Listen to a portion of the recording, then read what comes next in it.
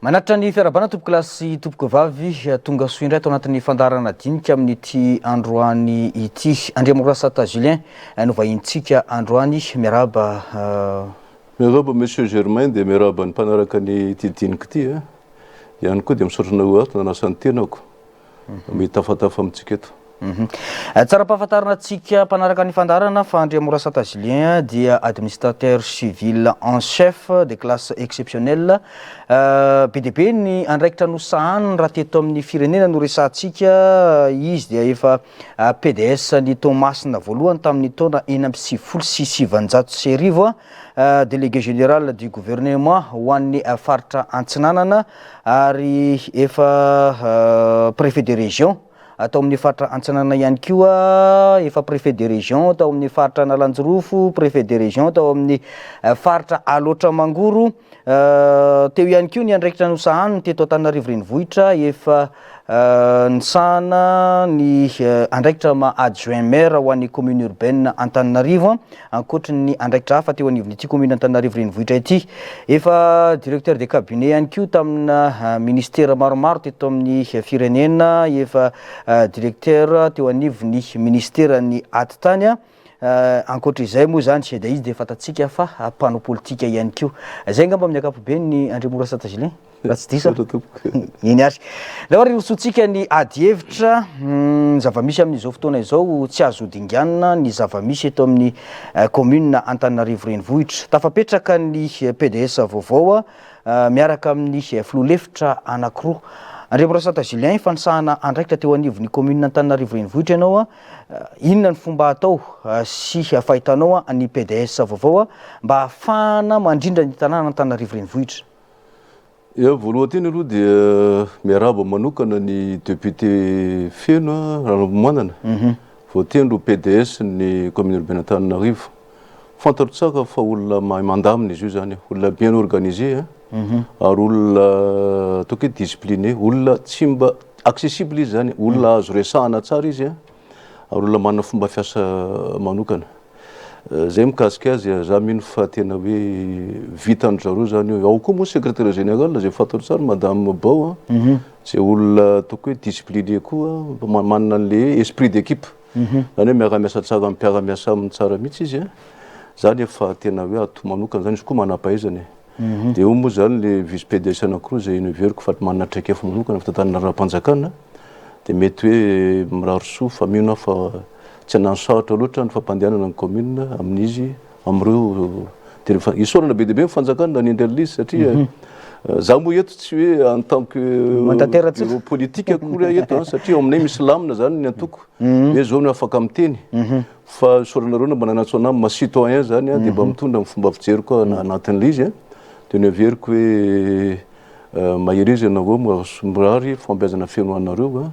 amin'izay andraikitra zay fa vitanareo, vitan'io zany mahita an'izay mihitsy satria olona manana traikefa zany zareo amin'ny ankapobeny. Arak'izay resahanao zay indrindra Andriamorasata Julien hoe somary sarosarotra ny resaka discipline eto amin'ny tanàna Antananarivo. Ianao nefa teo ny resaka hoe somary discipliné ny PDS sy ny ekipa miaraka aminy. Inona ny fomba atao mba ahafahana hoe mandrindra ny fiarahamonina eto amin'ny tanàna Antananarivo satria rahantsika mahita ihany ny fotom-pisainana ataoko hoe ny toe-tsaina eto amintsika indrindra fa ho an'ny tanàna Antananarivo manoloana an'izay resaka hoe fikorotana ny tanàna zay. Za aloha mahita fa tsy moramora kosa aloha mitantana ny tanàna Antananarivo. Collectivité décentralisée mihitsy CTD moa filaza azy. Indrindra fa ny CEA zay ataoko hoe manana statut particulier ma capitale de Madagascar azy. Tsy moramora mihitsy le izy fa sarotra satria raha izy koa ohatra aminao fotsiny zany zao raha fahafantarako azy raha ny karaha mampiasa tadiavinanao manalina satria nitombo be mpiasa. Zay le hoe effectif pléthorique. Zay tsy tokony zany hoe le tonga teo zany nandray mpiasa foana tsy arakaraka les besoins les communes. Reny mantsy tokony misy condition de recrutement. Zany hoe rehefa mandray an'ireny zany dia fantatra hoe zao ny ilana azy. Ka nitombo be le izy effectif pléthorique izy zany hoe tena miakatra be zany ny charge fixe. Dépense de personnel resahako amin'izay ny karama zany dia tena miakatra be dia mitady an'izay tena asa manokany mpitantana ny commune mitady an'izay zavatra zay. Eo koa moa le misy relâchement na discipline zany hoe tena hoe le administré zany le olona zany tena tsy discipliné intsony zay indrindra mantsy io a tsy fanomezantsiny na meditsy nizanizy fa le conjoncture sociopolitique misy atao Madagasikara mihitsy natonga an'io tsy fanajana ny discipline io nanomboka tamin'ny fotoana maromaro zay zavatra zay de lasa zay niteraka problème ka za manentana ihany ny tena izy aloha tsy maintsy dialogue tsy maintsy mifampiresaka foana aloha satria misy tombontsoa iresanao tombontsoa amin'ny commune de tombontsoa an'le olona ihany koa raha le olona tokony zay mahatonga ny olona tokony entanina anao syndicat na anao association de mba miresaka tsara amin'ny administration fanakalo hevitra io na tokony atao fa ny lalàna tsy maintsy ampiarina fa mifampiarana azy fotsiny jerena ny fomba ampiarana azy mba à visage humain zany hoe mba jerena zany mba ampandehana tanjona ny ampandehan'le commune zany tanjona zay amin'ny akapobeny tsy moramora zany mitantana ny commune io fa somary mafimafy noho izay anton'izay aloha anankiray zay zavatra zay zany ny anankiray koa no everiko fa tokony comportement ananampitondra dia tsy fanaovana politique be loatra amin'ny administration matoa miteny an'izay zany satria voalaza voalaza lalana mifehatsika zany fa tokony neutre ny administration ny PDS zany na mpiara-miasa aminy de atao hoe chef de l'administration PDS zany chef de zany hoe le administration zany tokony neutre izy zany anatin'ny asany matsara an'izay zany de tsy misalasala ny olona manantona azy tsy manana connotation politique fa tena misokatra ny olona tsy manana hésitation zany amin'ny ankapobeny dia zay ny tokony izy tokony tsy hanao politique be loatra ny chef de l'administration fa ny ataony zany de miasa mampandroso ny commune mijery ny tombontsoa ampiasa mijery tsara an'izay tsy mampiditra politique zay lasa frein lasa saka ny fampandrosoa ny administration zavatra zay lasa miteraka démotivation ho an'ny mpiasa zay asehoy faroetiny neutre ianao raha iamandreny mpiasa lanyreo fa kosa en dehors akoatra ny ivelan'ny braonao ianao ivelan'ny commune ianao afaka manao politique satria ianao ngavy amin'ny parti politique de any ianao manao an'izay zavatra zay zany zay ngamba no everiko ho izy zay faharoa no everiko ihany koa fa tokony ho izy de mahay miara-miasa tsara mpiasa io zany le hoe dimension socio humaine ny fitantanana administration mantsy de misy dimension anankiroa tsy dimension technique fotsiny zany hoe mampandroso fotsiny ianao techniquement ohatra mampandroso société fa tsy ampy zay fa tsy maintsy misy le dimension socio humaine maha-olombelona zany tsy maintsy jerenao de miara-miasa ampiasa ianao satria mipiasa en force de travail ho antsika mana idéologie marxiste de zay mipiasa en force de travail de tsy maintsy miara-miasa amin'ny syndicat ianao zany zay aloha izy zay miasa tsara akitso-po mangarara tsara zay no everiko misy harmonie misotra tsara makany amin'ny fampandrosoana ny commune zay ngamba aloha anisany mbola jerentsika moa tena hoe inona ny andraikitra fa amin'ny ankapobeny zay zao comportement tokony anan'ny fahafantarako azy aloha échange fotsiny atsika za tsy hoe mahatianina am'izany akory fa expérience mba hita ihany anatin'ny administration zavatra zay ny resaka antoko politika sy fanaovana politika ianao teo de isan'ny manaitra ihany hoe fatatsika fa ny PDS am'izao fotoana zao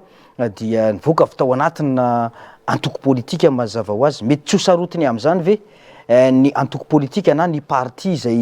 ny voany satria zay matetika ny eto amintsika hoe raha vao olona anankiray voatendry amina toerana anankiray de tsy maintsy manompo ny antoko politikany io kosa aloha raha mikasika ny PDS teny arana tamin'ny antoko politika tiako Madagasikara zay fahafantarako azy risorana amin'ny fanjakana nametraka azy teo amin'ny mampanao politika andreny resako azy tena team tena hoe miasa tsara am'izay atsehotsika miaraka fanometana antsika mba ampandrosoana miaraka an'le commune miaraka amin'ny vahoaka zany any anankiray za mba te resaka kely satria anao miresaka ohatrany hoe miresaka éthique politique ianao teo fa za ngambany déontologie politique no tiako resahana avako kely mahasamy hafa ny déontologie sy ny éthique politique déontologie politique mantsy de io le fitsipitondran-tena mihitsy ho an'ny tompon'andraikitra politique amin'ny fanaovan'ny asany zany zay no atao hoe déontologie administrative moa zany de hoe tena hoe fitsipitondran-tena anana mpiasa-panjakana anatin'ny administration fa ty déontologie politique zany hoe fitsipitondran-tena mihitsy zany anana tompon'andraikitra politique anatin'ny antoko politique anankiray io no tiako resahana fa le éthique mantsy philosophika loatra zany hoe io tena mikasika société mikasika tena hoe foto-kevitra sy atao hoe valeur toe-tsaina mihitsy n'olona anankiray anatin'ny fiarahamonina zay no atao hoe éthique fa aloha za raha sitraka de resaka le déontologie politique voalohany aloha zany dia i PDS dia tena teny arana tamin'ny antoko politika tim mihitsy fa misy tao tsy teny arana tamin'ny antoko politika tim tompona ndraiky mpanjakana zay moa tsy somary manahirana zay zavatra zay ny atao hoe déontologie politique de tompona ndraikitra politika zany tokony voafehan'ny fitsipika anatiny sy statut fehan'le antoko politika zay aloha anankiray zay zany hoe raha ohatra izy ka misy andraikitra hafa hosaniny any amin'ny ataoko hoe régime mana fitondram-panjakana toerakafa dia tsy maintsy momanao teny arana amin'le parti politique misy azy izy zay le izy zay fa ny sasany mantsy rahatsina amin'ny teny an'izay satria tsy voatery atao ny team fa amin'ny toerakafa tongony indray atao anatin'le parti politique tongony indray nefa fa anatina zavatra hafa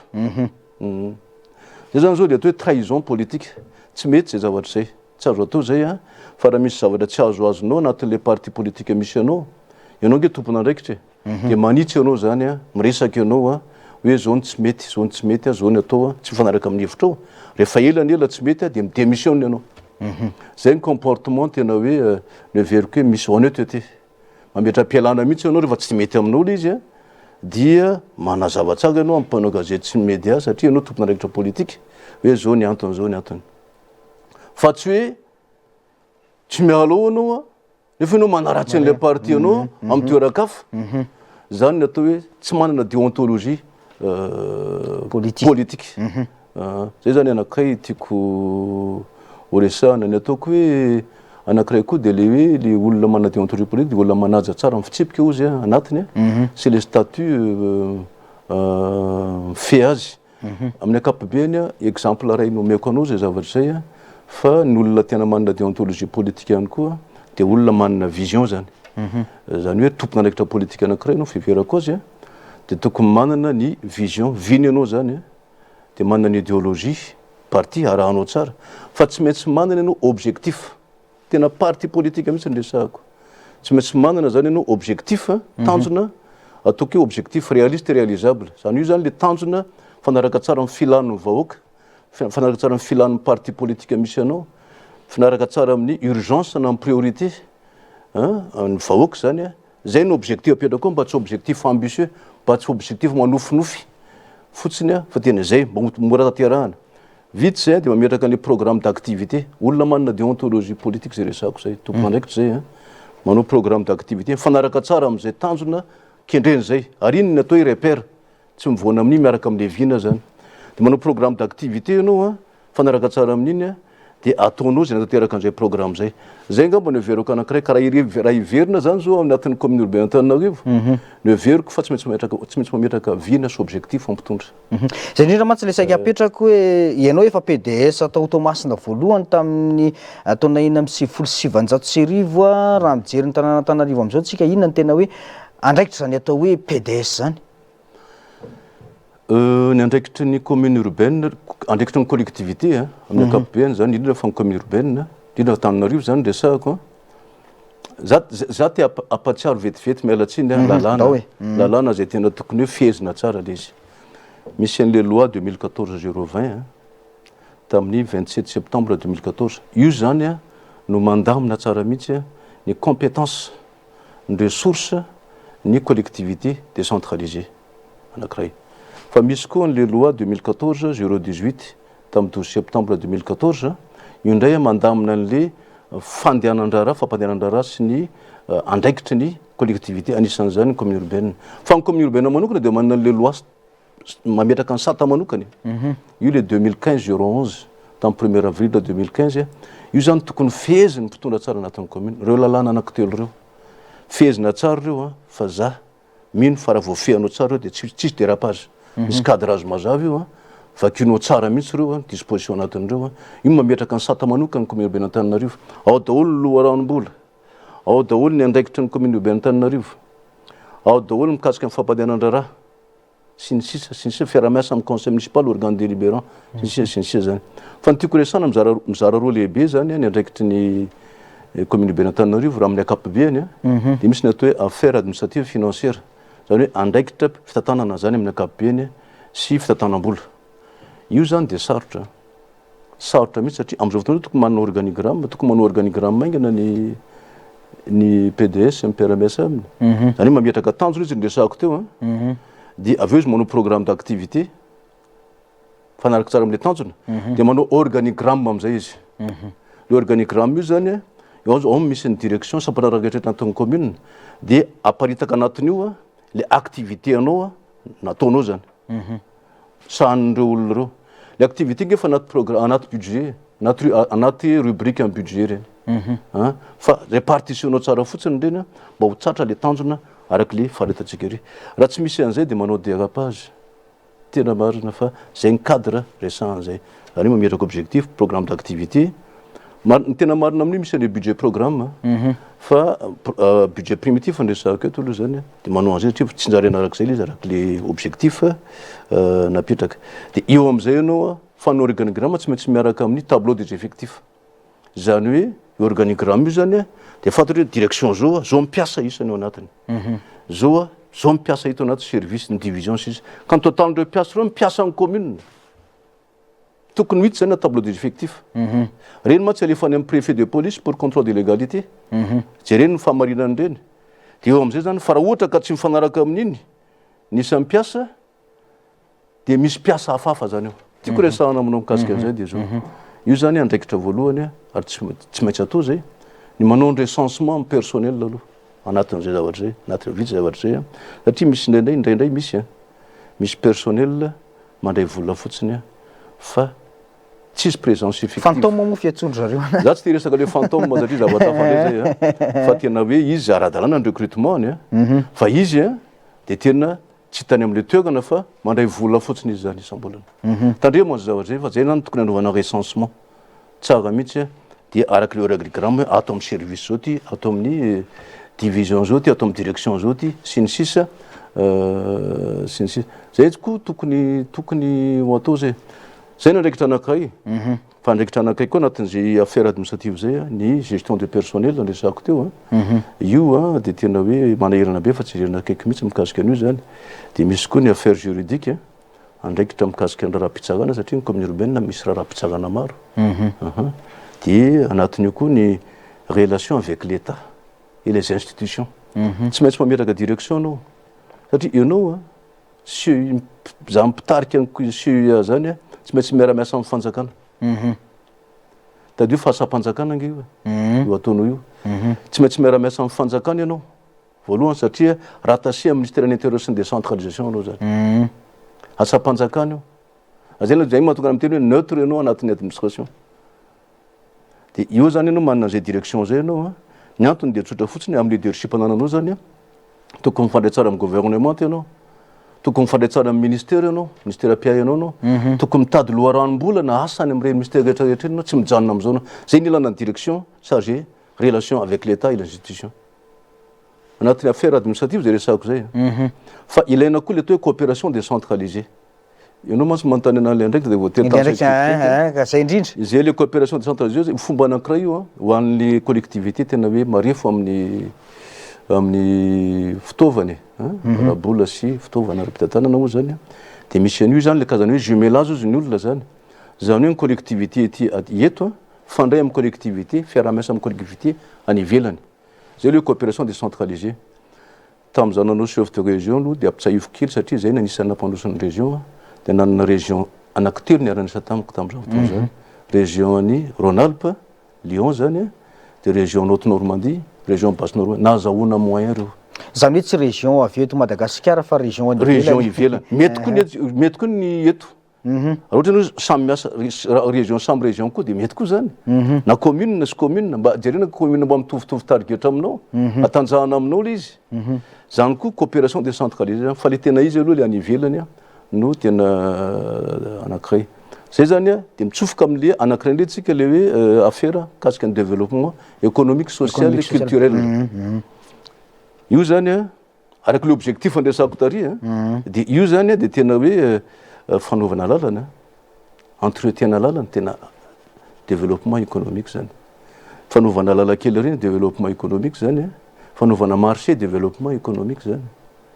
reny le fanaovana salubrité publique aloha mifangatry kely amin'ny social zany fanadiovana zany amin'ny ankapobeny canaux d'irrigation reny asanao reny tadidiko tamin'le anatin'ny urgence priorité reny zavatra reny zany ary maiky satria zay ny ahafahan'ny olona mba miaina tsaka anatin'le collectiane culturel angetika ny aranesa tamin'ny français teo tamin'ny resaka culture reny zany averina tsaka dia apetraka tsara zavatra ny aho fotsiny mba tiako resana am'le coopération des centres teo dia zao hoe i commune urbaine Antananarivo ny aranesa tamin'ny CGLU Afrique CGLU Monde anankiroa mihitsy zany a io zany fikambanana cité gouvernement locaux filaza azy reo zany tsika nampidina tanatin'ireo zany a ny commune urbaine Antananarivo nahafahantsika nanao renforcement na capacité tamin'ny fitondranareo io taminareo tamin'ny fitondran'ny zany tamin'ny fitondran'ny madame la Laura Valman madame le maire io dia nampidina koa anatin'le CGLU Monde za misy moa tany napitrana anaty CGLU Monde dia reny nahafahantsika mba satria nge zay nge tao nge tsy nisy moyen tamin'ireny fotoana ireny tena tsy nomena moyen zay kosa aloha dia apitrako eto zay zavatra zay nefa tamin'ireny fotoana ireny a ia2 mialatsiny indrindra mitonanao amin'izay ia2 zay satria zay nahafantaranao teo anivon'ny commune Antananarivo renivohitra isan'ny zavatra tsikaritra hoe nandeha ny karazana tetikasa lalan-kely sy ny maro samihafa tamin'ireny fotoana ireny raha tsy resaka fotsiny anisan'ilay tetikasa hoe soiombonana raha bangoko tokana teo ihany koa ny resaka hoe fanadiovana ny canal Andriantany ohatrany hoe mba nisy asa vita ihany na dia tsy nisy an'ilay moyen inona ilay paikady napetraka tamin'ireny fotoana ireny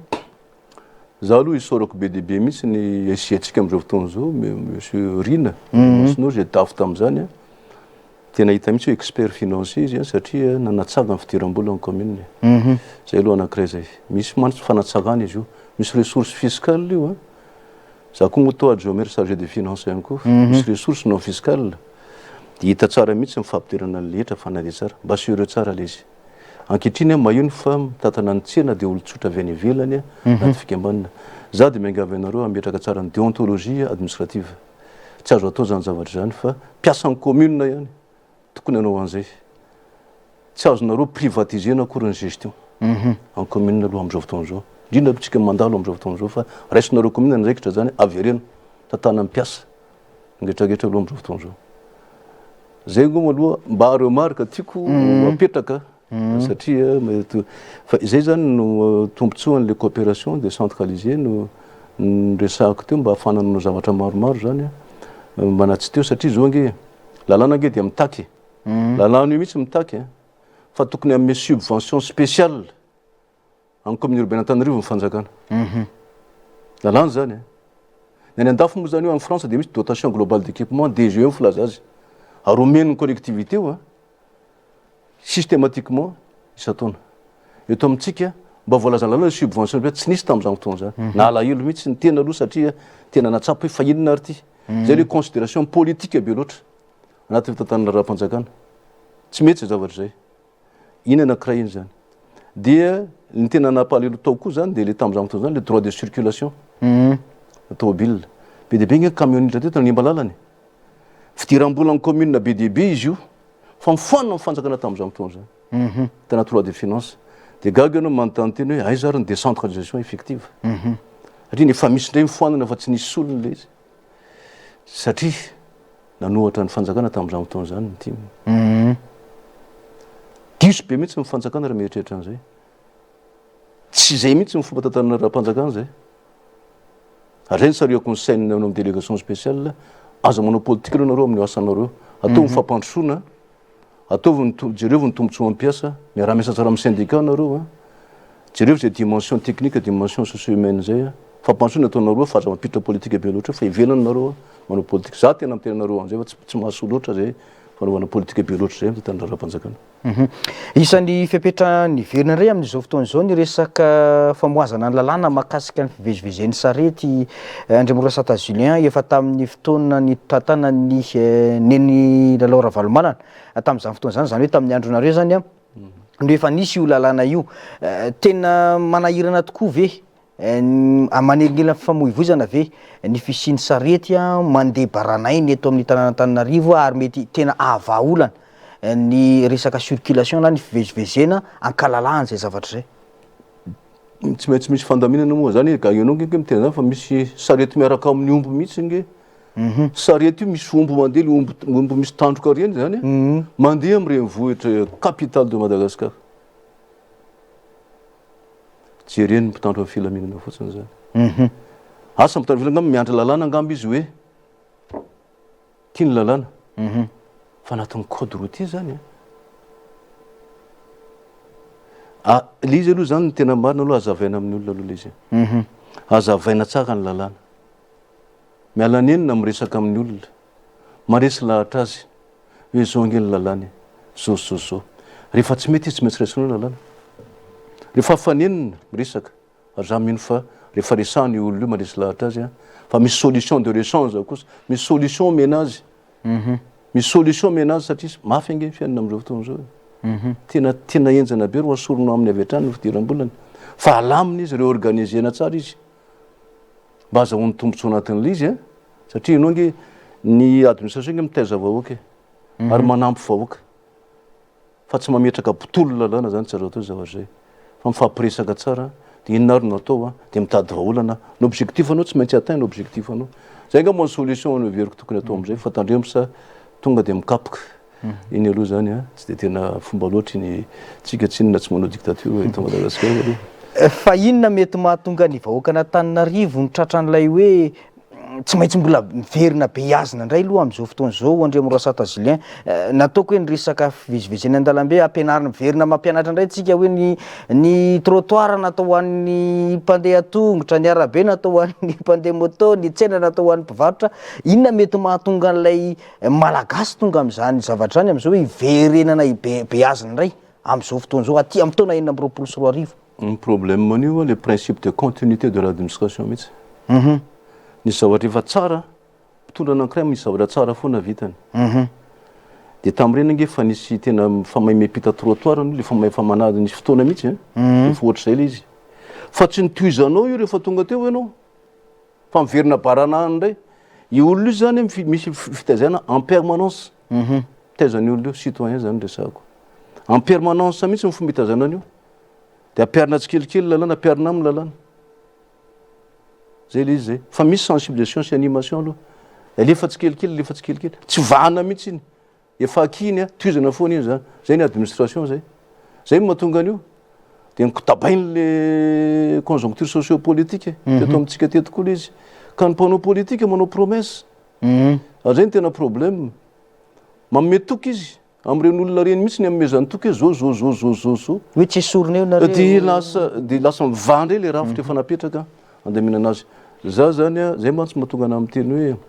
anisan'ny foto-kevin-dehibe tokony fian'ny politique parti politique ny transparence politique sy ny bonne communication inona moa dika an'izay tsy maintsy mangarary ianao rehefa miresaka amin'ny vahoaka zany tsy maintsy milaza marina ianao rehefa mivoaka vahoaka tsy azonao atao tompotra amin'io no mivahoaka ary zay le bonne communication zany hoe ainareo tsara moa zany manao communication claire zany ianao manao communication directe mba ho azon'ny olona le izy zay no mahatonga ny président Marc Ravalomanana zay manana tsara an'izay déontologie zay manohana ny fitondrana izy am'izao fotoana zao satria tsika nge jeune team tsika ny be de be tao hoe militant team nanampy an'io na fametrana an'io fitondrana io mialany le fitondrana teo aloha manohana antsika zay ny atsika zay fa kosa ny parti politique anankiray tsy maintsy manao observation na remarque tsy critique zany hoe zao kosa nefa ny ayay mba hitsinareo zao fa misy ohatraohatran'izao ny régime mazaka an'izay tena hoe régime démocrate mila zakainao zavatra zay fa my parti tsisy parti manohana zato sanjato mpitolo fotsiny zao fa tsy maintsy zay ny rôle na parti manao conseil izy zany tsy micritique manao conseil ohatran'izay mahatonga ny président kabary izy de miteny ohatran'izay satria raisina ohatra ny programme de refondation président tany ale an-tany de manazava tsara mihitsy hoe zava-dehibe io programme de refondation zao ny tombotsoa antsika amin'io zao ny point fort zao ny importance an'io fa kosa oaka mba hajanareo tsara le délai na 24 mois satria misy activité anatin'io mbola tsy manoko koa rehefa tapitra sady le délai anatin'le chronogramme zay zany misy fahatarana ary rehefa tara izy zany de mitatra le teteza mity za aloha de milaza aminareo tsy fantatry fa fahafantarako azy zavatra kely ny anarako transition satria transition makany amin'ny 5e république tsika am'izao tsika fandrafitra moa zany mbola eo fa miezaka izy esorana izy fa zay fotsiny zany no tsy maintsy lazainy zay kely zay fa nefa indraindray misy mpitona sasany tsy zao izy ndresako an'izany misy mpitona sasany tsy mahazaka an'izay observation zay fa imbu na élan somary populiste sasany ozy tsy zao akory zany taitaitra fotsiny de tonga de mametsiny zay zany mila manana maîtrise na impulsion filaza azy voafehy tsara mihitsy tena anao rehefa anao politique zany neo ka mitarika politique. Zay indrindra mantsy ny eto amintsika alohan'ny hidirako amin'ilay resaka etika sy déontologie politique satria ivererantsika sy anao indra avy eo fa zay indrindra ny eto amintsika hoe raha ohatra ka manohana fitondrana na manohana fanjakana anankiray dia tsy tokony kritika. Zay le fomba fijery eto Madagasikara. Azo eritreretina ve ny zavatra ohatran' zany? Ny anona nge raha pratika politika ny resantsika. Pratique justement opposition politique any voalazany lalàny. Tsy maintsy misy fanehoana politique voalazany lalàny lalam-panongena zany le régime général des élections sisy koa milaza an'izay fa misy ny opposition politique dia fa tokony ho démocratique le izy. Za zany monsieur Germain de tiako resahana hoe oka le rafitra no tsikeraina nanaovana remarque fa tsy le olona zay zany no everiko hoe tena izy zay ny déontologie politique. Raha misy tsy mety ataonao rafitranao fomba fiasanao no mena tsikera zany kritikena fa tsy mikasika anao manokana fa tsy anao no enjehana fa misy lalàna mikasika anao manokana ianao indray anao sy ny eritreritra iny sy Andriamanitra sy ny lalàna iny fa ny rafitra ny tsikeraina le fomba fiasa ny tsikeraina fa ny olombelona ange tsy izy tonga lafatra zay le izy zay miteraka ady zay miteraka conflit miteraka kotana fa tsy maintsy mifanaja foana ny olona raha tsy mitovy hevitra politika ary fa ny rafitra no oka ho ajaitsika tsikeraina fa tokony ho respecté tokony fanaja tsara ny tsirairay anatin'le fanaovana politika fa mahagaga amitsika tsy eto ihany zany fa Afrika any ankehitriny le olona mihitsy no enjehana miresaka mivoaka dia zao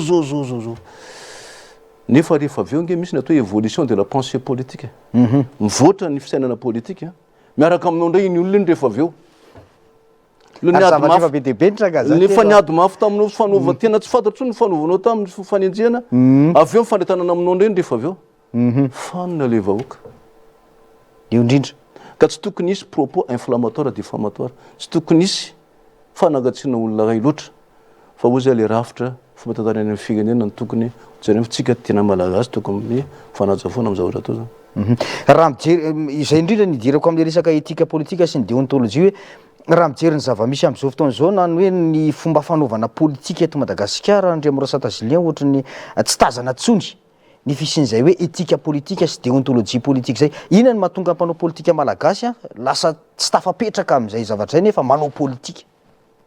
Ny fijeriko azy aloha misy lalàna mantsy amin'ny fehan'ny parti politique tokony fezy ny lalàna io zany fa voalaza ao daholo zay rehetrarehetra zay. Faharoa manaraka zany le culture mihitsy zany izy io le tsisy an'le tao éducation politique. Za tsy resaka formation politique fa tena any ambanimbany éducation politique mihitsy.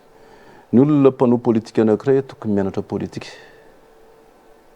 zay le izy zay. Ianarana ange io misy natao hoe science politique ianarana daholo ange zavatra ketraketra monsieur Germain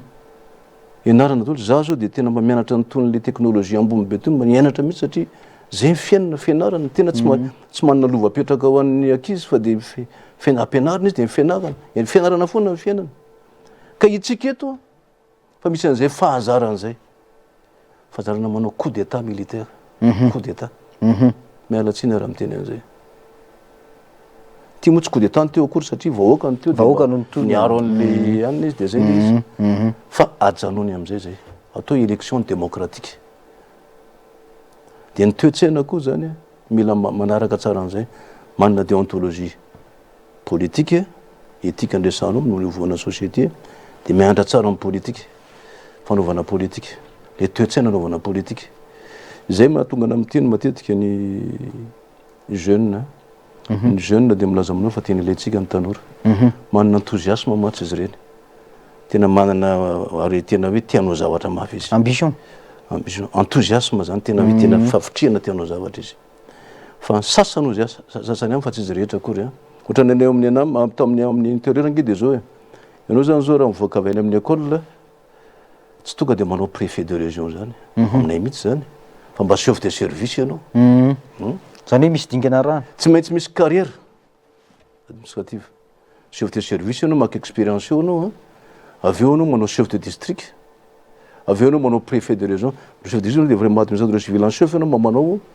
préfet de région dia classe exceptionnelle anao mba manao izy secrétaire général na directeur général na ministre ary tokony administrateur civil en chef de classe exceptionnel mahatonga amin'ny teny an'izay dia zao ianareo no avy amin'ny firenena mangalanareo expérience tsy mamenatra amin'ny teny an'izany raha tena hanatianana responsabilité ambony ianao amin'ny fanjakana dia ianaro tsara aloha le izy fa raha sanatrika hoe voatendry any ambony be anao avy eo anao misute tsy tafarina ntsony ianao amin'izay carrière politique anao zay fa ianarana tsara satria misy fianarana foana io zavatra io zay politique andresahanao zay sa administration tena politique sa administration zay izy roa mihitsy resahako zay sasany maso tonga dia ataovy directeur général ataovy directeur zay nefa ianao tsy nanao administration akory tsy fantatra akory le domaine mety le technique fotsiny fantareo misy science anatin'io nge misy expérience anatin'io fa za maprisika anareo mangala expérience menara tsara raisiny andraikitra fa nareo no tena hoavy an'ity firenena ity fa raha ambitieux loatra ianareo ka tonga dia totona angataka an'izao zavatra ketraketry zao tsy possible exemple ameko anao ny kanay zany corneille ndresahako an'izany tsy possible mihitsy zany hoe voaka ameko anao tonga dia fanao préfet de région zany ohatra na directeur fa ianao cadre ianao voaka amin'ny école la fonctionnaire de l'état zany dia tonga anao dia mitsofoka chef de service aloha ohatra asa raha ohatra ka hoe politicien ngamba le izy dia zavatra hafa ndray zavatra zay nefa mino fa mifanjakana raha tena fanjakana marina dia tsy hanao an'izay tiako avahana monsieur Germain ny atao hoe fanjakana sy fitondram-panjakana io mantsy ny problème le fitondram-panjakana atao hoe régime filazan'izay fa le fanjakana état zay le administration tena hoe état ianao zany zao raha mpiasa mpanjakana dia mpiasa ny fanjakana ianao agent de l'état zay mahatonga anao tsy manao politique fa raha le régime ndray fitondram-panjakana izy zany ka membre amin'ny gouvernement zany zao ndresahako entre parenthèse tsika amin'ny rahalahy ity fa ion'ny olona io tokony manompo an'le état izy satria ministre azam-panjakana izy fa tsy manompo an'le régime sarotra be manazava an'izay azavao kely ka aloha azava kely satria mety be dehibe ny olona manaraka atsika ny tsy mahafantatra ny zay le atao hoe dépolitisation de l'administration tsy azo ampidirana politique be loatra ny administration fa lasa sakana frein matahotra le directeur matahotra le chef de service vrai technicien satria politique mitondra anazy dia tsy miasa izy tsy motive izy état io resahako koa zany tsy institution miaraka aminy zay le izy zay noho izy zay ny tokony ho izy nefa nge no manindry ny ministre Andriamatoa Andriamirasata Julien mazava ho azy fa ny filohan'ny république ny prime ministre mazava ho azy fa tsy maintsy misy couleur politique zay zavatra zay misy ny couleur politique fa anatin'le administration no tsy tokony hanao politique ivelany ianao manao politique anao any zany dia milaza aminao fa tena zany président république zany tsy manao politique zany amin'ny maha président république azy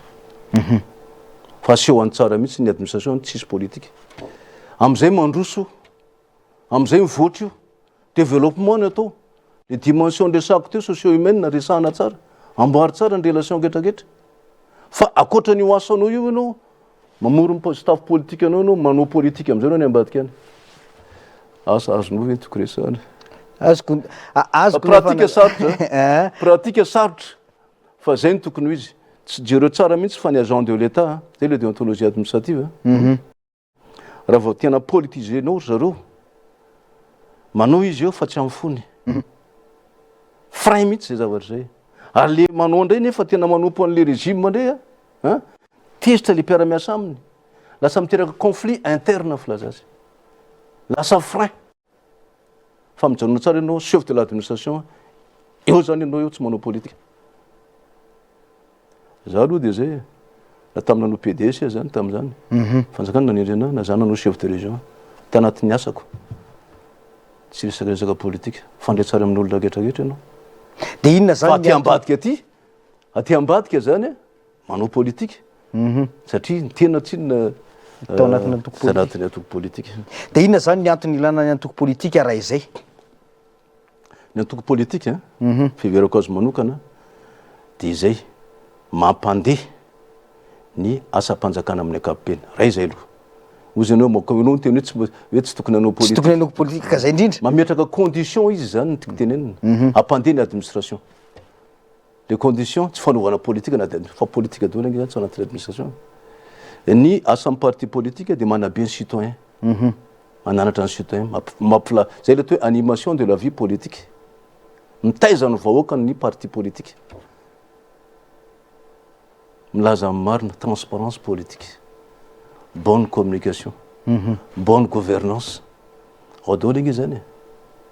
ary tsy maintsy samy mpanompo parti politique manao observation sy remarque amin'ny régime anankiray fa manome solution izy mba hampandeha fiainam-boaka amin'ny ankapobeny anisan'izany ny administration rôle na mpanompo raha mahatsapa zany no mpitarika politique fa ty administration ty appareil de l'état donc tsy asiko politique amity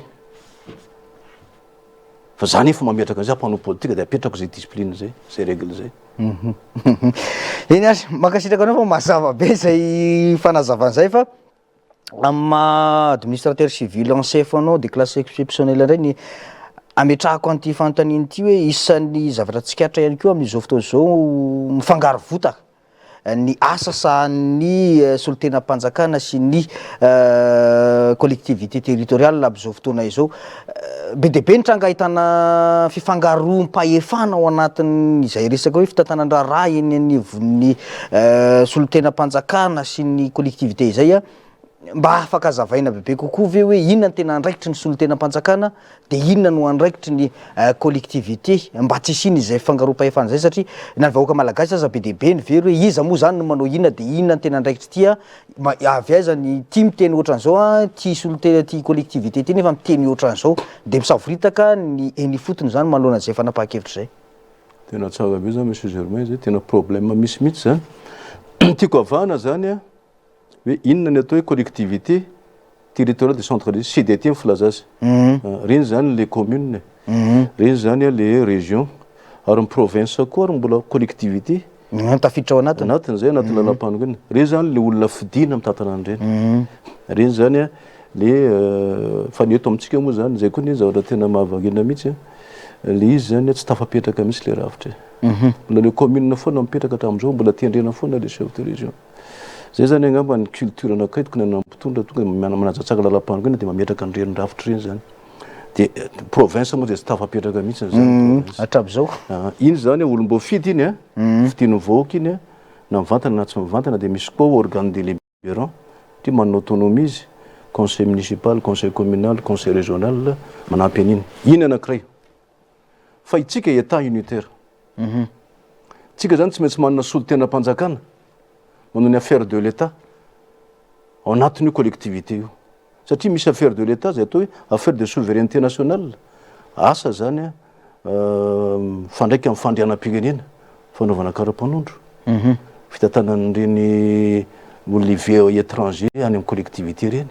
anjaran'ny fanjakana reny zay solon-tenam-panjakana io no manao azy reny le formation an'le élu anjaran'ny fanjakana reny solon-tenam-panjakana io no manao azy reny le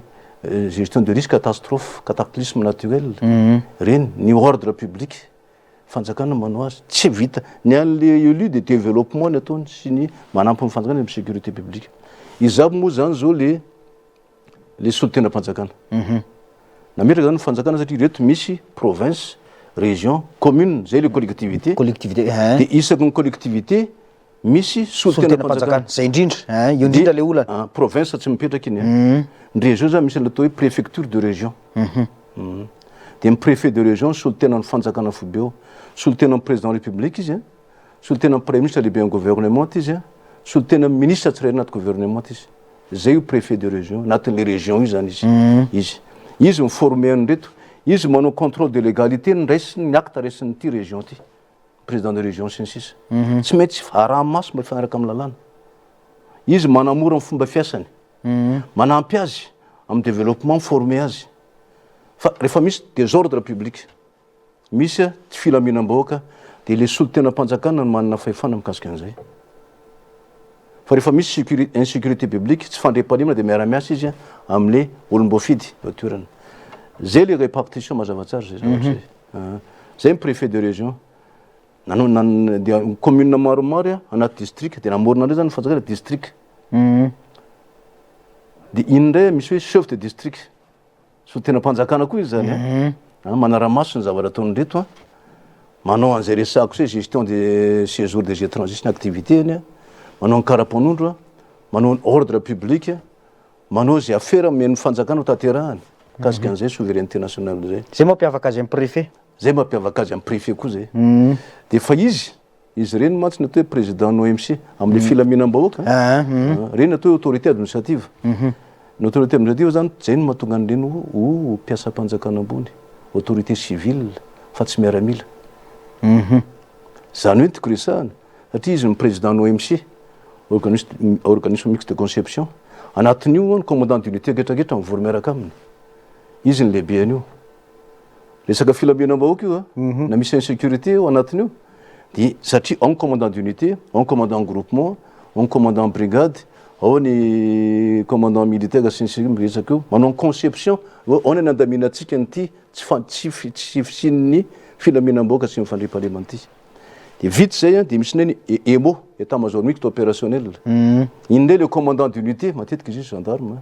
officier gendarmerie tatana an'iny eo ao miaramila sy ny police sy ny sisa anatin'iny indray manao ny opération sur terrain araky ny décision ndraisin'le OMC ka tsy mety raha ohatra ka miaramila ny président ny OMC satria le EMO miaramila koa azonao zay mahatonga izy autorité civile tokony ho izy am'ireny an'ireny zay zany de midina kely tsika ty amin'ny commune ndray misy an'le atao chef d'arrondissement administratif io ndray tsy solitena mpanjakana fa solitena chef de district io isaky ny commune misy an'io na commune roa mitambatra arrondissement tsy le délégué d'arrondissement hita akory Antananarivo misy statut parti fa zay misy niany misy an'izay chef d'arrondissement zay mpiasa-mpanjakana ambony koa io tiandrena ho solitenan'ny chef de district any anivony any zay ny état unitaire zay mandrindra satria nge tadio tsara fa raha ohatsy manana zay solitenan'izay mifanjakana any de tsy hitan'le fanjakana zay olona anakinany ny asa mpanaoviny any amin'ny collectivité any amin'ireny toeran'ireny fa io le solitenam-panjakana io no manao ny coordination service mpanjakana any amin'le toerana ohatra zany raisiko région Antsanana de le solitenam-panjakana io zany le préfet de région manao ny coordination manara-maso ny asa-mpanjakana any manao ny impulsion araky ny politique générale de l'état sy ny fanjakana zany teny am'ireo apio ny commune apio ny région ohatra izy mandrindra ny zavatra zany zay ny tena asany ka ilaina be mihitsy le asany zareo zay ny mahasamihafa azy fa io indrindra tiako ametrahana fantanina hoe inona zany tena ndraikitry ny be ny tanàna ao anatin'ilay collectivité raha izay zavatra zay ndray ny azy zany de le nesako teo tena hoe affaire administrative ny manokana fitantanandrara-mpanjakana ao anatiny eo zany ny fatandrarany commune collectivité eo fitantanam-bola de le développement tena izy fampandrosoana mihitsy ny tena izy andraikin'izay zavatra zay fa le solitenam-panjakana manampy azy fotsiny manao appui manao formation manampy azy am'izay asa zay fa tsy mitsabaka amin'ny andraikiny tsy mi-exécuté an'izay izy na le contrôle de légalité ataon'ny solitenam-panjakana ke contrôle a posteriori afaka maka acte aloha le collectivité maka délibération izy na maka arrêté dia alefany any amin'ny préfet na ny chef de district pour contrôle de légalité fa azo tanterahana avy hatrany iny fa rehefa avy eo ny ato manao contrôle mba tsy ho sakana ohatrana tsy mety io fa zao zay mahatonga an'ireo tokony hifanatona ary zay koa ny problème matetika zay tokony hifanatona ny élu sy ny solitenam-panjakana tokony hifanatona indreo zany alohan'ny andraisana acte de mba miresaka amin'le préfet na chef de district hoe akan'ity zay mety ve ty monsieur le chef de district mety ve ty de manampy ny préfet sy ny anina mety io fa ataovy ary fa tsy mandray ianao de tonga de avy eo de izy tsy manara-dalana ary amin'ny ary zay reo nisany hoe olana fa tokony miara-miasa tsara zany reo ary anjaran'ny solitenam-panjakana miformer an'ireo mba hisin'izay fiara-miasa zay akaiky de akaiky tokony tena hoe manao appui mihitsy solitenam-panjakana manampy ny atao amin'ny collectivité amin'ny ankapobeny ohatran'ny asa tanterahany zany efa somary natsidika ao teo ihany ny resaka rafitra état unitaire ozy izy ianao tia de tonga atao tsaiko tampoka amin'izao fotoana zao ny hoe adevitra be eto amin'ny firenetsika ty resaka rafitra metrahana ny Madagasikara amin'izao fotoana zao efa ela be io resaka rafitra io no adevitra fa hatramin'izao mbola adevitra be hoe tokony état unitaire tsika tokony province autonome tokony état fédéral fa raha fomba fijeriny Andriamorasata Julien en tant que olo-pirenena no resahako eto administrateur civil ihany koa rafitra manahoana no tokony ho mety amin'ny Madagasikara ho tazomina am'izao rafitra misy am'izao fotoana ve sa hiova rafitra hiverina état fédéral sa province autonome? Nalam-panorenana mihitsy mantsy zany zavatra zany lalana fototra za mieritreritra hoe misy dimension maromaro tokony jerena fa tsy taitaitra fotsiny tsika mantsy maiky am'le hoe décentralisation effective de alohatsika manao fédéralisme zany ohatra zany tsisy magatsy an'zany ary zay mihitsy misy mivoy am'izao fotoana zao fa misy dimension misy caractéristique misy aspect tokony jerenao hoe manahoana moa le firenena ametrahana zany rafitra zany tsisy maharatsy azy misy dimension ethnologique eo misy dimension sociologique eo misy dimension géographique eo ho zakatsika ve le izy satria raha metraka état fédéral zany de misy état fédéraux misy fanjakana maromaro zany eto Madagasikara zay no izy zay ka état fédéral de misy état fédéré zay le dimension géographique île nefa tsika ty le toetritsika hatramin'izay fihavanana malagasy amiko manokana zay manoana fipetraka zay satria mantsy raha tsy mahay tsara tsika de voizin'ny olona mialatsiny amin'ny teny an'izay ho fanilikilina rehefa avy eo le izy satria misy état anankiray raha tsy voafehy tsara de na le olona mipetraka ary ka olona tsy avy eo de tsy mahazo responsabilité tandremo fa zavatra misy zany c'est un état ary toetsaitsika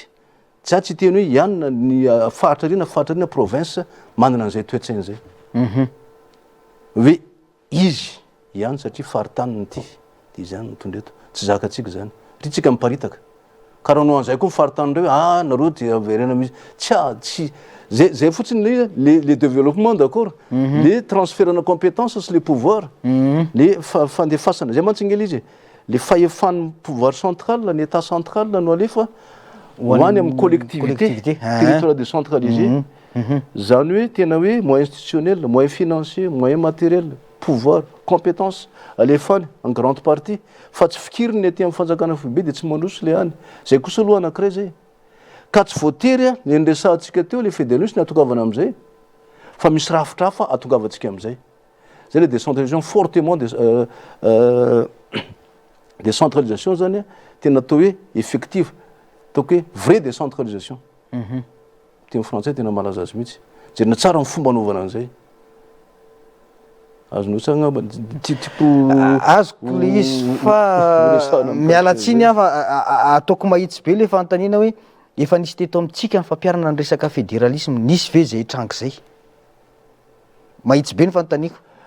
tena nisy za de milaza aminao fa tena mahitsy amin'ny teny aminao koa fa de efa nisy zany nalazalaza zany fédéraliste zany fa tena nisy enjakenjana nantany amin'ny toerana nisy azy le friekevitra mihitsy resy ny sasany zavatra hafa le izy tsy mampaninona koa raha voafehatsika le izy za de miteny an'izany rafitra tsara koa nge zany tiany États-Unis nge zany misy état fédéral ny fédération de Russie mametraka tsikelikely an'izany be de be ny firenena manao an'izay fa ny azy efa ambony be ny azy le toe-karena zany de efa mivantana izy eo de tonga de efa manao fotsiny zany izy ny application an'le izy fa ianao mbola voiary ty ozy hoe tsisy maharatsy an'izay akory de d'ailleurs koa nge tsika anaty programme de refondation prévoir référendum constitutionnel de na élection constitutionnelle référendum zany de hoe oui ou non constitution ray de hoe oui sans non izy de misy koa le hoe élection constitutionnelle misy projet de constitution roa na ohatra zany ho sumetiavana fa misarika ny saina fotsiny aloha za mikasika an'izay hoe adidina tsara le izy azavaina tsara ny tenant sy aboutissant le aspect nresahako teo jereo tsara fa sao de maika fotsiny tsika hoe meo anay mifahefana fa mifamezana le fahefana mantsy de hoe manana mifahefa koa zany eto de za mandidy sy manapa-keto rehefa mameno mifahefana io mantsy de zay tokoa le izy fa manana mifahefanao anao fahefana kely sy any amin'ny fahefana état central état central préserver l'unité fotsiny izy fa ny zavatra tena atao zavatra efa kelikely sy zavatra resaka ordre public en général, intégrité nationale, c'est un développement, projet à caractère national, grand projet, c'est une relation diplomatique. C'est un développement, c'est une cascade, des femmes, l'État fédéré d'Olmits, et en Nagatakit. Attendez, il joue un téléphoniste, Capotine, il joue. Parce que les fanis qui là, je vais me capoter. Fanis c'est une province autonome, fanis province autonome, fanis commissaire général, là, mais c'est un sultan ministre qui est ministre, les fiscaux sont l'autre fédéralisme. Enfin, banis t'es là, banis transfert ailleurs. Tu connais ça dans notre temps, dans chef de région, il fanis une décentralisation budgétaire. Enfin, notre c'est ça, femme mena. Vous, là, vous avez un bien une collectivité. C'est un marché, il y a une autonomie financière. Délibérer le conseil régional, il faut appeler ça un des familles PRMP, en général, dans les régions, des lignes, nous, les projets. Il faut former la décentralisation. Dans nos familles, former les volontaires, il transférer les compétences sur le pouvoir. Les collectivités, ça va début. Maintenant, j'ai bonne volonté. Des ténazens, ça va début. Mille manum, que tu sais, la langue est mise. Mais c'est une loi de décentralisation, de concentration. Il faut avoir créé un train. Fatista commit les yeux, ils fait un bon des années farane. J'ai un problème. Famille singulière. Fa, mis, les gouvernements. Les présidents, mais tu as les gouvernements, les fanatines qui disent qu'ils ne font pas les farides, les farides, les farides. Ça, tu as chef de région, les services agriculture. Mais tu es rentré, nous avons dit que tu es rentré, plein de lise, nous avons dit phare, tu as dit. Alors, tu as dit les vaches. Dans nos vannes, simulation, dans nos vannes expérience. Tu as dit que tu as dit. Tu as dit que tu as mis en œuvre en lise. Tu n'as pas que les dalamits, tu n'as pas que les directeurs régionaux de l'agriculture. Alors, tu as un ministère aussi. Il y a un ministère.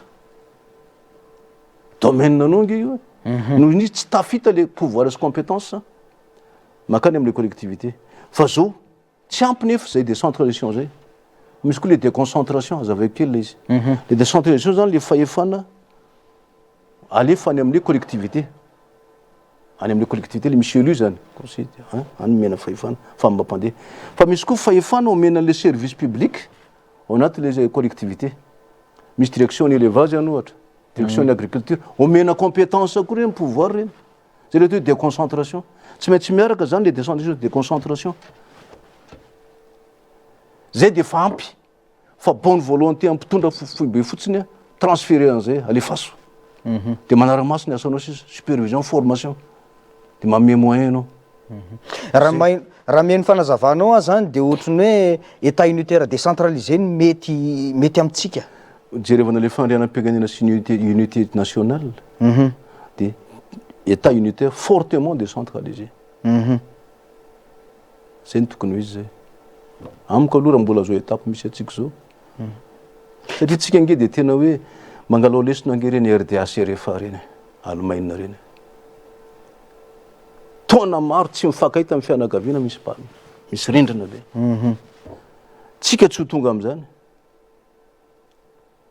Fa le libre circulation. Io mantsy rehefa état, tsy fantatra zay lalanao apetraka eo. Rehefa état zay izy a, zay aloha fédéralisme, misy état anankiray koa, misy état asa arakaraka asa na atao état ny région na province na atao état. Tsy fantatra tsony. Ary rehefa état les provinces, les communes ao anatiny ao, les régions anatiny ao, miverina amin'le tsy misy décentralisation, fa fikiran'le état io indray, ny province rehetra fa tsy passé, tsy lasany amin'le région indray le fahefana sy le any. Zay mahasarotra azy fa tonga dia mivantantsika ty état anankiray ty central unitaire, tonga dia fa répartition, transfert de compétence mankany amin'ny province, région, commune. Tena décentralisation tena effective misy le izy zany. Ireto aby ny compétence sy pouvoir alefatsika any mba ahafahany mandroso. Reto ny transférana moyen approprié io ka am'le compétence sy pouvoir progressivement amin'ny teny français moa tena mazava tsara izy tsy kelikely alefa tsy kelikely fa misy plan inona zany misy plan zany zavatra zany anaovana azy fa tsy manomboka nefa tsika inona zao no natombotsika teo ary monsieur Germain amin'ity décentralisation ty mbola zao exemple ray ka zay indrindra mantsy ny saika antaniko ka zay indrindra misy meo ary ka zay indrindra le saika antaniko teo hoe inona mbola mahatonga ny vondrom-bahoaka paritra tsinjara-pahefana tsy mahatsapa n'ilay fahefana omena azy amin'ilay hoe système misy amintsika amin'izao fotoana ka tsisika mantanino ny collectivité raha manana moyen reo satria tsy transféré any les moyens financiers zay le volonté politique tsy manana pouvoir de création na ressource voafetra matahotra mafy le fanjakana zao lazaiko anao anao emprunt collectivité anankiray mindram-bola ny ivelany manana partenaire financier izy emprunt resahako anao efa maka délibération zao le conseil municipal caution solidaire amin'ny filazan'izay efa izy zany efa manao caution izy fa mandeha contrôle de légalité aloha bloqué aloha ny préfet satria tena tsy mazava ny texte mikasika ny emprunt mandeha ny fanjakana iny bloqué ny gouvernement satria izy namerenanareo ny vola io tsy zay ny problème tady solution ianao ny amerenana an'le vola ny commune nefa misengagé afahany mampandroso mindram-bola izy matoa izy mindram-bola efa misy programme d'activité indramany any vola iny ary iny indramina ny vola io fa misy mafantatra hoe io ange atao ampidirana vola koa amerenana le vola tsy kelikely le mpamatsy vola efa vonona fa ianao teo Madagasikara tsy manome satria tsisy le décentralisation effective tsy misy le izy tsy mandroso anarana fotsiny zany tsy mandroso mihitsy io mialatsiny aminao za tena mahitsy amin'ny tenanao an'izany manano misy nana expérience zany pratique administrative zany tena amin'ny collectivité tsy mandroso les moyens efa tsy misy tady moyen les collectivités bloquenao misy procédure lava be ka za mino fa amin'ity fitondranyity zany zay ataoko hoe manana bonne volonté manana tsara an'izay ataoko hoe enquête de refondation zay mbanao réflexion approfondie zany hoe mieritreritra lalina mikasika an'io décentralisation effective point iray farany tiako resana mikasika ny concertation nationale zay indrindra voasaika antaniko za de mba miangavy fiangaviana moa ny anay citoyen zany ataovy mangarara ny concertation nationale ataovy inclusive tsara mahita tsy fangararana ka izy le André Moratsata tsy hoe tsy mahita fa be loatra ny resaka mandeha indraindray misy misy ny atao hoe équipe de concertation io équipe de concertation iza mamola volana io iza bo membre an'io équipe de concertation satria io ny anao rédaction manana ny résolution raisiny io fa alefany publier sa alefany amin'izao soso fa izy ny andamina azy rédaction azonao antoka ve rehefa ohatra ka tena exclusive io ka anazy manokana de se transformer les résolutions raisina teo amin'ny concertation nationale exemple zany oka tsy atezitra fa exemple ray ameko anao zany exemple faharoa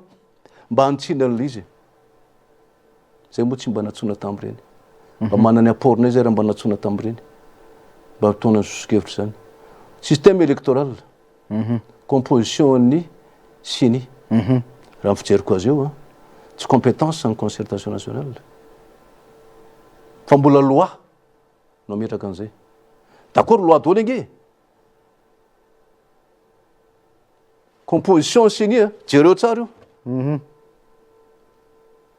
anisany mba reo marika hitako tao zay zavatra zay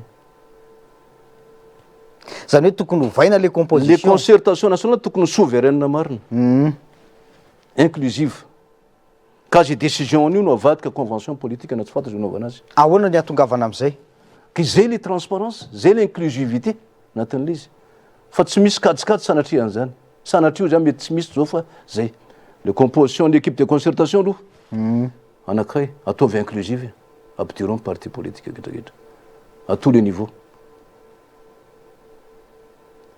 ianao miresaka mikasika liste électorale système électoral vetivety aloha vetivety zany hoe raha ny fomba fijeriny Andriamorasata Julien zany de tokony tsy ho konokonon'ny fanjakana samy rery ny fikarakarana ny concertation nationale fa tokony misy solotena avy amin'ny parti politique sy ny hervelona ny aso osikevitra any tsy jovana no avy fa za aloha tsy nahita an'izay tsy mahita hoe konokonono fotsiny za tsy mbola nahita an'izay fa jereko fotsiny le équipe de concertation de tsy mazava tsara hoe ahoana mode de désignation le équipe an'le concertation le manomana azy ahoana modalité sy ny mode izabo ahoana ny composition anio ny FFKM efa tsy hita raha teo ino koa zany za koa zany mba miresaka an'iny autorité morale matsy reny impliqué ny FFKM implication effective ny FFKM tiany sorana misy ny PRNM manlaza an'izay tena feno fahendreny zany apture izy fa zato raha-panjakany zany misy mahazo raha-panjakany ty diso raha-pirenena filazako azy concertation apture reny ny FFKM de nareo mikarakara azy nareo responsable de ataovy le izy inona mahasamy hafa an'ilay izy Andriamorasata Julien hoe ny fanjakana samy rery no mikarakara an'ilay izy sy ny hoe ny fanjakana sy ny ataoko hoe ny mpisehatra maro samy hafa no miaraka mikarakara an'ilay concertation le izy mantsy raha affaire administrative ndresako teo purement administrative fanjakana rery manao azy fa ty affaire nationale raha pirenena mbola vola lam-panorenana anisany fomba tsy mety rehetrarehetra zay mba tonga an'le izy impliquena nation zany anatin'le izy da oary resaka seni teo de raha ohatra seniny tsy dinako aloha seni fa zay le izy le composition le seni sy ny fomba famamboarany ohatrany hoe tady ilika aty amin'ny domaine législatif le izy domaine législatif ny amy teny fotsiny hoe concertation tokony souveraine zay tapaky ny olo zany ataovy tsara ny résolution tena hoe réaliste reflété tsara ny dinika atao dia io ny tapaka io ny tanterahana io namoana convention naovana sy anaovana azy ny tanterahantsika zay angambany tokony ho izy amin'ny concertation mirasa kasika liste électorale hitako ndray fa révision ndresanao za mantsy tena miala tsiny nefa samy hafa ny révision sy ny refonte fa haitsika zany fa révision liste électorale hitako anaty programme de refonte sady administrateur civil mitovy aminareo présidentielle ka tsy izy angenanao an'izay fatapo tsara ny compétence en présidentielle tsy izy angenanao an'izay fa mety le nanao an'le programme mihitsy zay nataoko hoe mba jareo avy any profil io tsy rehareana fa tsy possible hoe dokotera ory anao ka de resaka élection na iresaka ohatra zany samy manana domaine zay koa tsy ambo avitany asan'ny dokotera fa apetrao amin'ny toerana misy azy ny tsirairay zany raha ny fampiresahana farany nataoko kasika le liste électorale resako anao zafady révision zao misy eo fa tokony refonte ny antony ny eto Antananarivo renivohitra nisy ordonnance falsifiée irrégulière en complicité avec le chef fokontany za miteny an'izany mihitsy miaraka amin'ny tribunal première instance zay iny ordonnance iny nafara napiditra olona 30 000 électeurs teto Antananarivo ary nagaga anany fa tsy nina nanapa-kevitra mikasika an'iny tamin'izany fotoana zany nanaitra ana fa za tsy samy teny satria zange izambo mananao remarque fotsiny fa tsy azo sokafany iny liste iny fa nitapahana io satria mbola be dehibe ny olona tsy tafiditra de aloha asina ordonnance ça c'est une manœuvre frauduleuse zay natonga an'iny de raha manao révision fotsiny ianao de mbola voatazonao ihany reo olona nanao ordonnance reo tsy neto rery ferako Madagasikara zay ny révision ka révision nge de asorona ny olona maty asorona ny doublon zareo na firamonina de nialatary de ampidirina atao anatin'ny liste fa refonte tokony ataonao manao recensement ianao zany tsy ampianarina zany fahendranange zany raha ny fampiresahana nataonay sy président sy ny farany aloha nilaza izy fa anao refonte tanteraky zany hoe sorona mihitsy hoarina mihitsy lay lisy-pifidianana teo aloha fa iverina itety tokantrano fotsiny ale programme de refondation hitao koa matsy zay koa ngele izy le manao an'le programme de refondation tokony mba miantso expert hoana ty terme ty mialatsiny raha miteny an'izay azo ka afa zay ny fampiresanay mirahalahy mianaka afarany hoe tamin'ny atao anatin'ny interview manaja azy tanteraka satria tena manana ny expérience izy ny azo zay ny mety zay refonty zay ny mety eny ary tapitra ny fotoanatsika andria morasata Julien inona no mba teny fohy amtinana an'izay rehetrarehetra voalazay indrindra fa makasika ny mponina Antananarivo manoloana nyty fipetrahan'ny délégation vaovao ho an'ny tanàna Antananarivo mamerina fisaoana amin'ny fanjakana nametraka an'le PDS sy ny équipe-anio re zay ampinareo vahoaka ny mpitondra tsisy mpitondra mihitsy hoe andeha rery zany ka vita rery fa tsy maintsy ianareo vahoaka ny manampy azy ampinareo piasa izy zay ny tena zava-dehibe alokanareo piasa tsy hanao politika satria ianona teo ianona teo nareo ndray lasa manao politika aokanareo ho neutre ho piasa ny commune nareo fa mpitondra kosa tokony hijeryn'ny tombontsoa anareo karaha aminareo tsy tokony ho tara fa nareo kosa tokony miasa de zay manaraka an'izay discipline zay tsara aloha zany zavatra zay no tiako resahany zavatra zay de tena manana tableau de bord tsara mihitsy PDS misy staff rehetrarehetra tableau de bord matsy moyen de contrôle ny activité hatrany amin'ny chef de service ny chef de division manana an'izay de jerevindray mandeha ny recensement personnel ny commune de farany moa zany fametrahana ny commune de droit ny filaza azy ty moa état de droit ny amin'ny fanjakana fa ty commune de droit tena maîtriseo tsara mihitsy ny texte marina aloha fa io développement natao misy matsy miteny hoe matahotra lalam-panjakana tsy lalàna zany zany mifehatsika zany tsy maintsy fezina ny lalàna tsy maintsy voafehan'io lalàna io zany vakio tsara ny lalàna io fa io tsisy mandrebireby anao rehefa vitanao fa tena zay mampandroso an'io zany lalàna dimy ny resahako teo miaraka amin'ny coopération de centre zay zany tena maîtrisena tsara mihitsy de mandeha io zany miara-miasa amin'ny piasa de zay de mandeha izy makasitraka Andria Morasata Julien ndraiky ny fanasana sotra betsaka atao midinika sotra betsaka monsieur Germain nanasanay da mamerina refa za tsy membre en bureau politique na tonga avakeo fomba io nitondra ny mizara ny échange zany nataoko eto ma citoyen zany de misaotra betsaka anareo makasitraka anao nanaiky ny fanasana tato anatin'ity fandarana ity makasitraka anareo mpijery nanaraka ny fandarana hatramin'ny farany isaorana technicien mametraka ny soavatsara veloma tompoko